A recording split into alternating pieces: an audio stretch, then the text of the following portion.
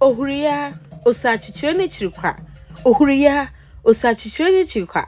ahatawdo ende Moree man atasam daw ni nyinanye day number 1 Asafo company a wofro hon Bantsir a wowo Moree nhon na wachi hon Mpontuhemaa ohema ozo mpuntu ozo ba Moree emanum. Our beautiful queen mother to be is looking even more gorgeous. This is royalty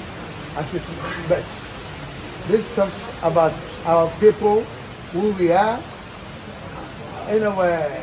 how we have performed ourselves over the years, our contributions to our civilization.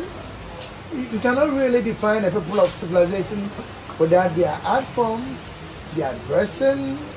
their food. So today we are gathering everything, our music, our painting, everything is on display. I'm very excited and I hope you are too. Iyi yana na obuka sampa oye apejahin wo Asebu traditional area Sanya regions iwo Moree onu no hwe no welcome hu nyina no chire sentra yeshia wo ho. We will have Supi Anan, the Supi of the Bantsir community of Moree, do the welcome, and after that we'll have our Chami Kaya perform the libation, and then we take it from there. Akwaba. Today is a very special day, a very important day in the life and in the history of our own blood, Mami Akosua. Today we are going to install Mami Akosua as Queen Mother for Development. And when the name comes out, the explanation of the name will reveal to you that Mami Akosua is a born brave sister.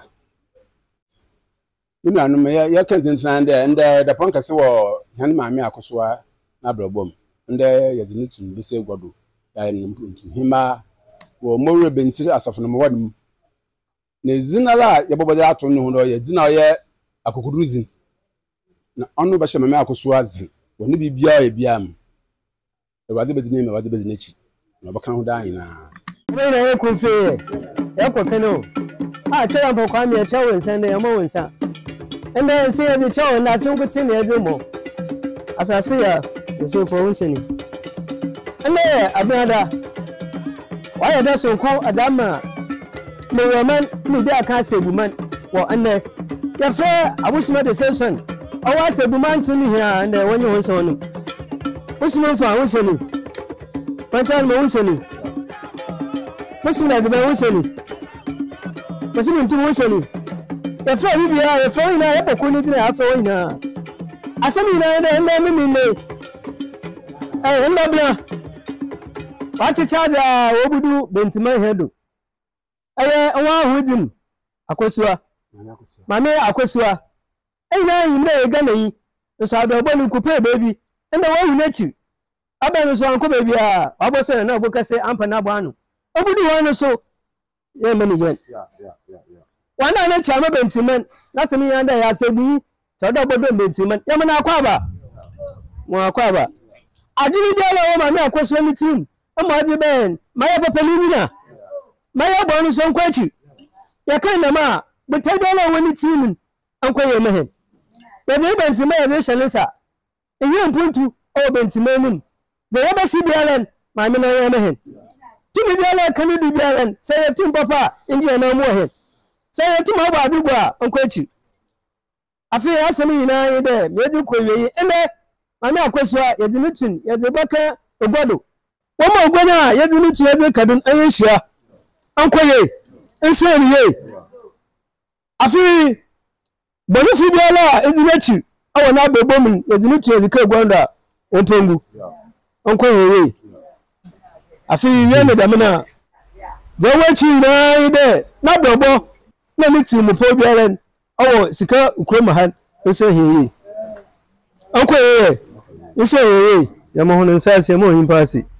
yana sami ina na yayi na ide da ya kabiyan sai ya kan papa sai an kan ban oha ne unyim ifia ya komo we ya da he ne ya boko wan hin kuda sumjim ya da wan sana sai ya da mohon ya da so no mohon ya ni min filin ya da so ya da mohon ikudu mawa amma ina wo mose na da boko biyan an koye baby fi baby anu sun asan le kwa wan kudu asumjim ni bibia so an koye man ese ye an koye pa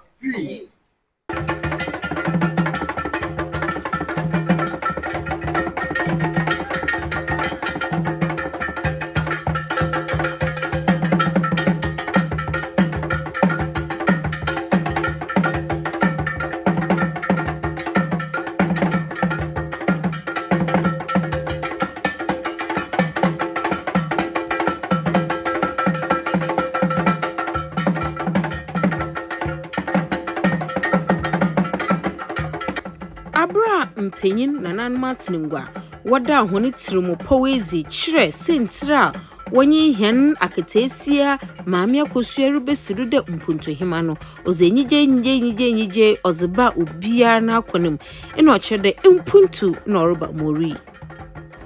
waze heninu besia maame Akosua nutunke gwado ekor ebien ebasa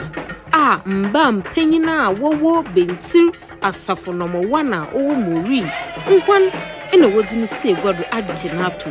hwene ban mosima nanyu age resiesie hwe worusane huo ne ka ho na ocheda waginato mu prekope dombe developmental queen mother mfama Bantsir Asafo no mo one company wo Moree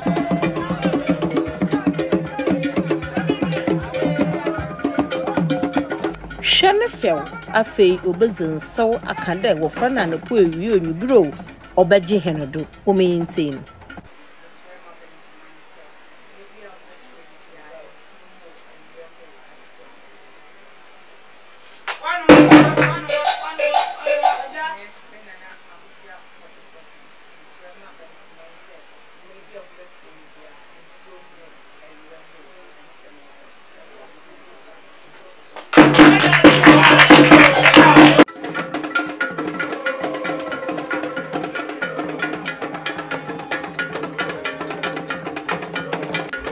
hano waka egwani nemen a oye amanzi ye amambra ochire de no kwarsam orizegwa na weziniye nti na wozimoja no woziye ahyensoze kaka nananodo wo wie no mpanyina wo hoze afutu sam woze kweze man mo obeye obobo na brafiti ndero kweido ye developmental queen mother for Bantsir Asafo no one company wo Moree mo obeye mo nyido ye ze odoka ze onyido oka ni na wo ka kire na bidim kuda ama yesu ya ye sese amen what I'm saying is this: when Nana was giving the advice, he mentioned of the community building a community center. A community center where when children close from school, they can go and wait for parents to come and pick them up, or some setup for kids to do it. And I know all of us here, kids are at our hearts. I am standing in the presence of everybody, you and I and everybody here, that we are contributing an amount of $500 to buy cement.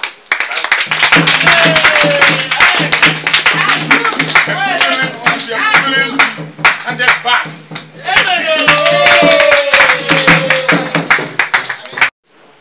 He has a heart of gold. And I hold him in such an esteem. It means a whole lot to me. And what is done right now is a testimony to the fact that we have indeed chosen a good leader. On behalf of the Moree community, the Bantsir community, I want to say a big thank you. And as we say in Akan, that's a good brave. Yeah. What I'm saying is that he said thank you, and And we pray that the Almighty replaces the money from wherever He's taking it from.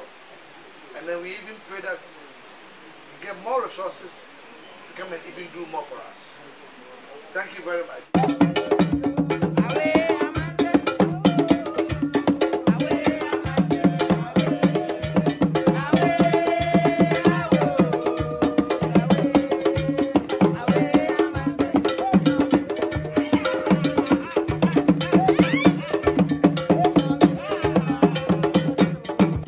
Eshemensima abrofi ajiji kenta demi a abrente yo ohye kente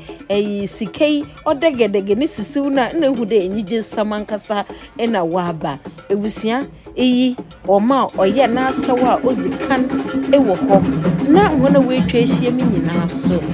wozi usebo wozi nyije wozi jibi biara tumde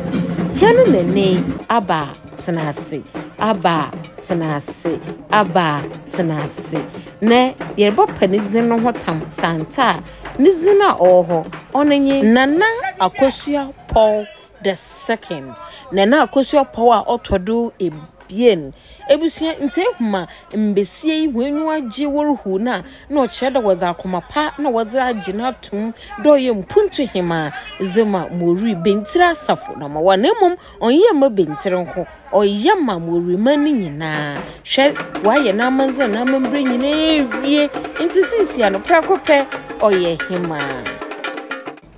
yedana na obukase ampa oye apejahin wo Asebu traditional area Sanya Regent iwo Moree yedana se papa damaraso ina Bantsir mpanyimfo su pianan ina no dom mbesia ina menyina wobo se bobo Asafo ewo ho yede ho nyina ase de hunenyu abu e wo kon bi de hene nuanom a wo fi Moree a wo ndom no wobama wa befie na wozi hwana hozen wozi honi sika na wozi honi nyimzi abahyaman mu na egwebue ema no kra